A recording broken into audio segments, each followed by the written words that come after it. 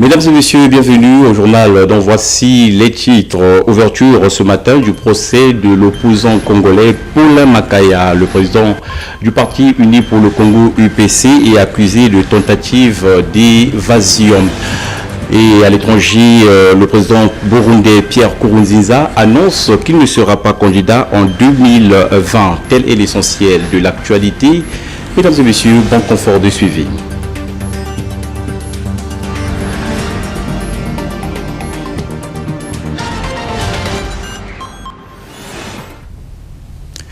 Et nous ouvrons ce journal avec la page Société. L'avenue Congo-Océan dans le 3e arrondissement Tchétché est redevenue praticable depuis l'entame de la saison sèche. La période est propice pour sa mise en valeur. Saint-Cyr, Modeste Mafuta Paris, signe ce reportage. Située au croisement de l'avenue de l'Indépendance et à proximité de la paroisse Saint-Jean-Bosco, l'avenue Congo-Océan reflète d'une importance commerciale à part entière. Outre les vendeurs qui s'y sont installés et érigé un marché à cet endroit, il sert aussi de gare routière pour les différents véhicules de transport en commun, qui, placés par ordre d'arrivée, acheminent les populations au départ des nombreuses localités de notre République. Les plaques installées ça et là donnent une indication parfaite de départ et d'arrivée. Le même mouvement est aussi visible pour les citoyens au départ de Ndakasoso qui se dirigent dans les quartiers périphériques de la ville océane. Les mesures d'assainissement devraient être entreprises au cours de cette période dite sèche. Les avantages et les inconvénients ont été dévoilés par ce citoyen pendant la période pluvieuse. C'est le souhait de tout le monde. Du moment que pendant cette période de pluie, il arrive le moment que nous qui sommes dans les environs, nous avons même parfois peur de pouvoir avoir nos enfants pour faire un petit quelque chose. Et s'ils peuvent profiter pendant ces temps de sécheresse pour mettre au point une activité censée à faire de telle sorte qu'ils cherchent à pouvoir aménager ou bien sinon pas la possibilité de mettre le goudron pour l'instant, qu'ils mettent au moins quelque chose qui feront de telle sorte que pendant la période de pluie, qu'il y ait un peu le soulagement au niveau de nos populations. Si pour l'instant ils n'ont pas l'argent de pouvoir mettre le goudron, ils peuvent trouver comment faut-il faire le calcaire, je ne sais pas, chercher comment faut-il faire de telle sorte qu'il y ait moins la praticabilité des routes. Sinon à la fin, nous serons déjà inquiets du moment que nous allons nous retrouver à l'époque de la pluie. Quand il pleut sur cette avenue-là, c'est pratiquement n'importe quoi. Déjà, pour nous qui marchons à pied, c'est déjà difficile pour que tu te déplaces même de 200 à 100 mètres. Maintenant, pour les voitures, et le vélo et tout ça, c'est difficile. On les voit parfois rester là pendant 1 heure parce qu'ils n'ont pas la possibilité de se retrouver à l'autre côté. Faire des mains et des pieds favoriserait non seulement les populations des alentours et décongestionnerait la zone du marché de la Liberté si et seulement si l'embellie de cette entreprise était prise en compte par les décideurs. Et nous faisons un tour au marché pour dire que les vendeurs de vêtements contre le froid et précisément ceux de la friperie ont eu à la baisse les prix de leurs marchandises et pour cause la crise économique. Leslie Louzolo. La crise économique qui sévit dans le pays ne cesse de créer des failles dans les budgets des ménages et des commerçants. C'est plus qu'étonnant de voir sur les étals ainsi que sur les cintres les vêtements se vendant au même prix. Pour ces vendeuses, cette année 2018, la crise économique ne les arrange guère. Par rapport aux années précédentes, cette année, le commerce ne marche pas. Malgré raison, ça ne marche pas.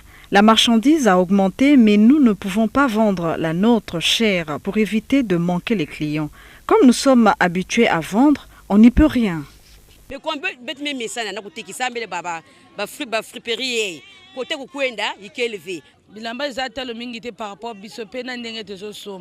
Les vêtements ne sont plus chers par rapport à l'achat. Il n'y a plus d'argent dans le pays. Si nous achetons cher pour vendre encore très cher, ça ne va pas nous arranger. Nous sommes obligés de baisser les prix pour survivre. Cependant, malgré que ces vêtements contre le froid soient vendus à très bas prix, certains parents ont du mal à acheter pour couvrir leurs enfants en cette période porteuse de plusieurs maladies. Et puis, les habitants vivant dans la zone en défend appartenant à la CORAF se plaignent de la décision de leur expulsion prise par l'État congolais et demandent qu'ils soient indemnisés. Images et commentaires. Les limites fixées pour l'érection des habitations au départ par les autorités compétentes étaient déplacées par le placement d'un nouveau plan de délimitation à partir du pont qui joint les deux quartiers, à savoir le premier et le deuxième camp. Une marque fixant des nouvelles directives vient comme rappeler aux acquéreurs et propriétaires des parcelles leur mauvais placement dans cette zone. Les autorités ont sommé ces populations de déguerpir les lieux dans un proche avenir. Féro Gérard Mouebo, un habitant du quartier, parle de cette situation faisant montre de sa désolation. La CORAF avait déjà délimité sa zone. C'est là-bas, pas après le pont. Mais eux, ils veulent maintenant prendre à partir du pont jusque là-bas. Maintenant, l'État veut faire quoi? Est-ce qu'il va dédommager ceux qui sont avant la plaque de la CORAF ou ils vont juste raser et puis nous laisser comme ça? J'ai ma parcelle depuis 95. 95 là. Mais il y a une plaque là-bas qui dit que non. Le décret présidentiel 2001. Voyez-vous, 95 et 2001. 95-2015, ça fait combien d'années? Par la suite, il a lancé un appel aux autorités compétentes concernant cette situation parcellaire. C'est vrai que si c'est un décret présidentiel, mais le décret disait qu'en 2001, le panneau était placé là-bas. Mais nous là, que le ministre, en fait c'est anormal. L'État était où?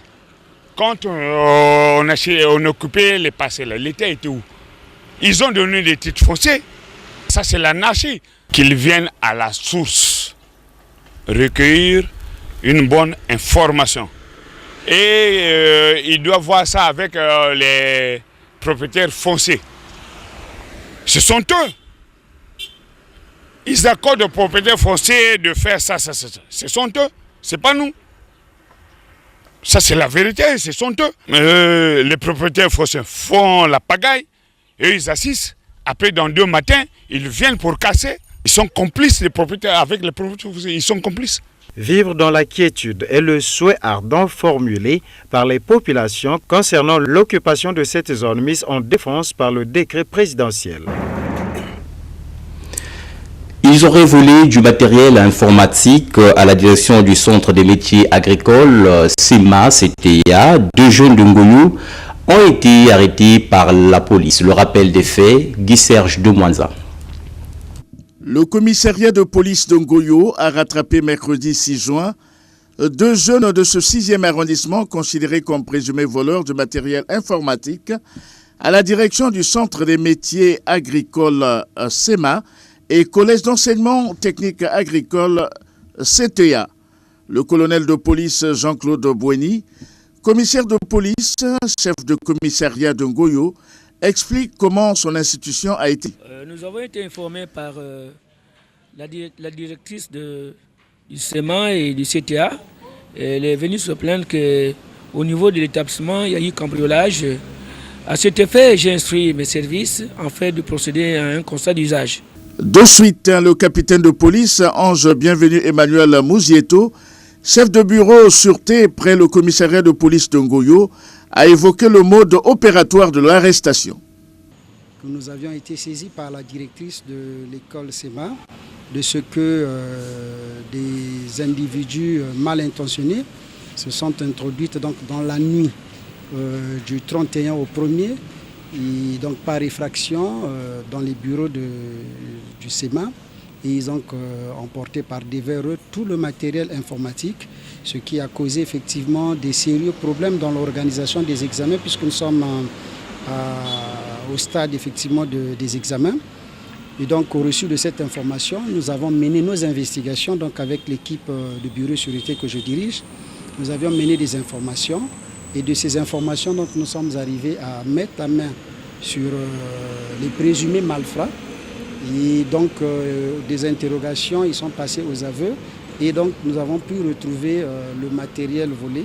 Il y a eu donc 3 ordinateurs complets qui ont été emportés, une imprimante et un onduleur. Lorsqu'un vol est dénoncé à temps, ça nous permet effectivement de mener des investigations commençant par des constatations, et c'est ce qui a permis effectivement qu'on retrouve les objets. Madame Manzassi Madiata Hortense, directrice du SEMA CTA, rappelle qu'il s'agit d'un vol avec effraction. Le vol s'est répété. On est venu le vendredi matin. C'est là où nous avons constaté que la porte était ouverte. Et ce qui a été volé, ce sont les 3 ordinateurs que nous avons complets, l'onduleur et puis quelques rames de cartons de rames de papier qui a été volé. Et par la suite, nous avons interpellé les agents du commissariat qui est proche de l'établissement. Ce vol a été perpétré le week-end dernier dans ce centre spécialisé dans les métiers de l'agriculture, alors que le système éducatif a amorcé la phase des examens d'État et de fin d'année. Ce genre d'actes sont de nature à favoriser la fraude. Restons dans ce sillage des hommes en uniforme, fin hier mercredi de la conférence de retour d'expérience de l'exercice au Bangamé Express 2018. C'était au quartier général de l'état-major. Regardez. Après 2 jours de travaux en atelier, c'est finalement ce mercredi 6 juin qu'a pris fin la conférence de revue d'expérience de l'exercice au Bangamé Express 2018. Cette rencontre a permis aux participants de parler de fond en comble de quelques manquements observés lors de l'exercice multinational au Bangamé Express 2018. Un communiqué final a sanctionné ces travaux. Les participants repartis en 2 ateliers de réflexion ont procédé à l'examen de l'ensemble des états de la phase d'exécution de l'exercice. De cet examen, il en ressort un faisceau d'enseignement qui a permis de mettre en exergue plusieurs points forts, quoique certains points faibles aient été relevés. Poursuivant leurs analyses, les participants ont identifié les tâches pouvant intégrer une feuille de route dans le processus d'élaboration d'une stratégie nationale maritime et fluviale. Le chef d'état-major général, le général de division des forces armées congolaises, Guy Blanchard-Okoy, a procédé à la lecture du mot de clôture. La restitution du communiqué final sanctionnant les travaux de cette conférence du retour d'expérience au Bangamé Express 2018 est un témoignage de la qualité du travail effectué par les participants à ce rendez-vous de partage du savoir-faire. Je vous félicite et prends acte du contenu de vos recommandations essentielles en formulant l'orientation de les retrouver plus détaillées et assorties des modalités de suivi dans le rapport final. Notons que cette conférence de revue d'expérience de l'exercice au Bangamé Express 2018 se tient un mois avant la tenue de la réunion de planification du cycle au Bangamé 2019. Cet exercice qui permet aux forces présentes d'échanger des informations pratiques, d'améliorer leur expertise tactique en matière d'interception et de renforcer de façon générale les capacités des pays du Golfe de Guinée en vue d'améliorer la coopération régionale et la sensibilisation sur le domaine maritime. Éducation à présent, le directeur des relations internationales de Sherda University Campus, Pandey Kumar, a échangé hier mercredi avec les étudiants de CPT Isaac, Institut universitaire de technologie de l'Afrique centrale. Retour à l'activité dans ce reportage. Ces échanges marquent un tournant décisif dans le partenariat signé entre l'une des plus grandes universités de l'Inde, Sherda University Campus, et le groupe CPT Isaac, UITAC, Institut universitaire de technologie de l'Afrique centrale de Pointe-Noire. Ceci dans le but de placer les étudiants sur les standards internationaux. Ainsi, Pandey Kumar, directeur des relations internationales de Sherda, a saisi cette opportunité pour présenter aux étudiants congolais cette université qui comporte 1200 facultés et octroie 1500 bourses pour 45 000 étudiants déjà formés. Vous n'avez pas de soucis à vous faire parce que Sherda University c'est une des meilleures ici et en Inde.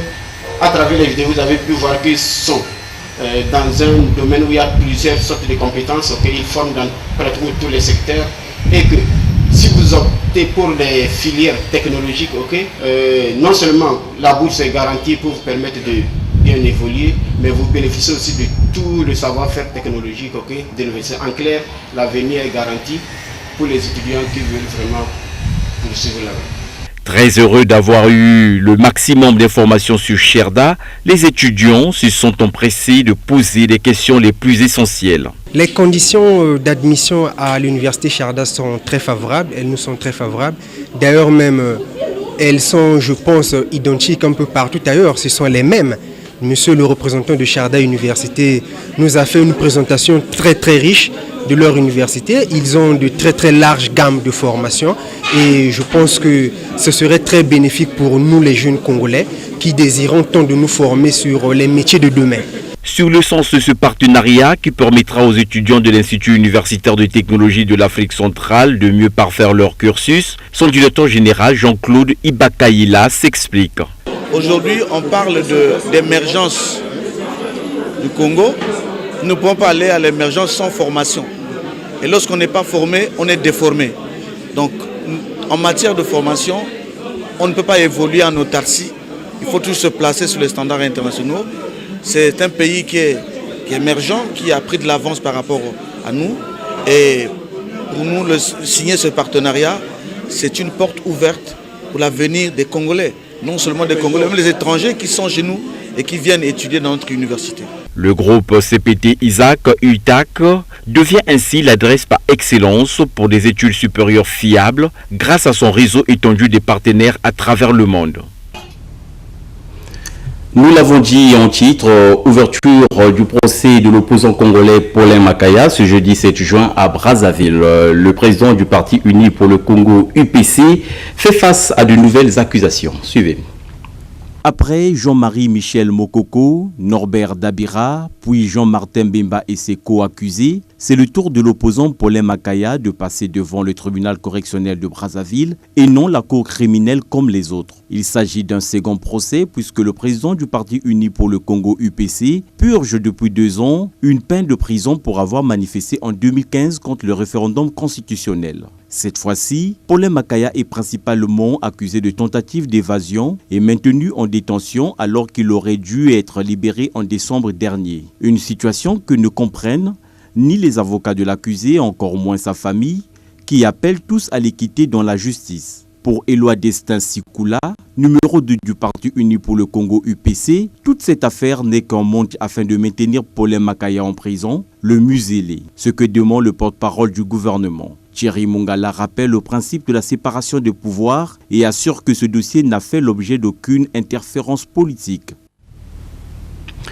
Et la page internationale pour terminer, au Burundi, le président Pierre Nkurunziza a promulgué ce jeudi matin la nouvelle constitution. Mais dans le même temps, grosse surprise, le chef de l'État a annoncé qu'il ne se représenterait pas en 2020. Regardez. Le président Pierre Nkurunziza vient de surprendre tout son monde en annonçant qu'il ne sera pas candidat à la présidentielle de 2020 dans un discours à la nation prononcé à Bugendana, dans le centre du pays. Une allocution qu'il a effectuée juste après avoir promulgué la nouvelle constitution du Burundi, controversée dans son palais de Gitega. Pourtant, la nouvelle constitution qui a été adoptée par référendum le 17 mai dernier lui offrait la possibilité de briguer 2 mandats de 7 ans chacun, c'est-à-dire de rester au pouvoir jusqu'en 2034. Aujourd'hui, Pierre Nkurunziza dit qu'il n'en sera rien. Et pour se justifier, il a expliqué qu'il avait juré lors de sa prestation de serment en 2015, lorsqu'il a entamé son 3e mandat selon l'opposition, le 2e selon son camp, que c'était son dernier mandat. Pierre Nkurunziza parle également de ses valeurs d'homme et de militant du parti CNDD-FDD. Au Burundi, un homme se retourne dans son lit et pas dans sa parole, a-t-il déclaré. Il assure donc que la nouvelle constitution n'a pas été taillée à sa mesure, comme le disent ses ennemis à longueur de journée, et il jure qu'il soutiendra de toutes ses forces, de toute son intelligence, celui qui sera élu en 2020. Au Burundi, tout le monde est sous le choc. Attendons voir. Voilà, mesdames et messieurs, c'est par cet élément que nous mettons un terme à ce journal. Merci de l'avoir suivi et bonne suite des programmes sur MCR TV. Au revoir.